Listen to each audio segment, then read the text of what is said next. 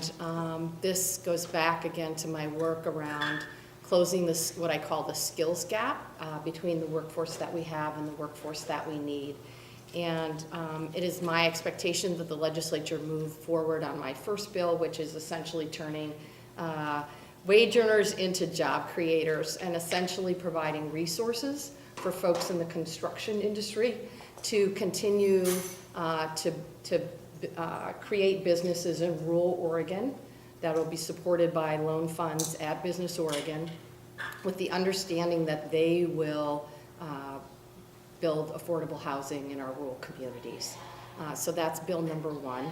The second bill will tackle the unfunded actuarial liability for PERS, everybody's favorite topic. I think you all know that I had a task force to tackle the UAL, and this concept comes out of that task force. It is certainly a narrow portion of the task force, but an important one. And the goal essentially is to sweep unanticipated revenues, put it into side accounts, particularly for K through 12, but also for universities and community colleges, depending upon the source of the dollars.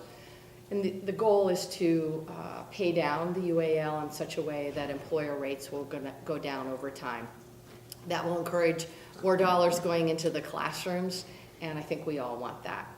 The third bill that I will be introducing is preventing gun violence.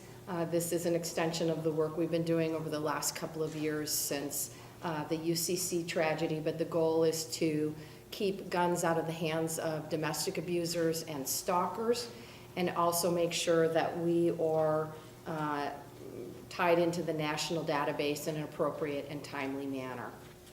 The third bill has to do with tracking the opioid epidemic, and it comes out of our opioid task force. I think we all know that this is a crisis here in Oregon, frankly, as it is across the country.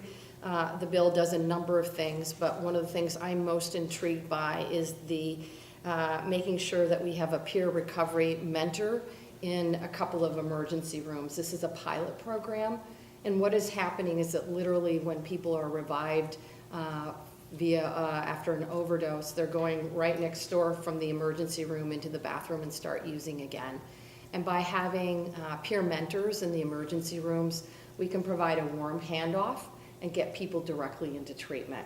Again, that's a pilot project. The last bill I know will get everyone excited. It's talking about how we use state dollars in procurement. Right now we're spending $8 billion in buying supplies, equipment, and services throughout the state, and it's nearly 10% of our all funds budget. We have a proposal in that will, I think, streamline and make our procurement processes more efficient in hopes of saving more taxpayer dollars. So those are the 5 bills that I have. I am cautiously optimistic that we'll be able to move forward on the majority of them, and look forward to hearing your questions.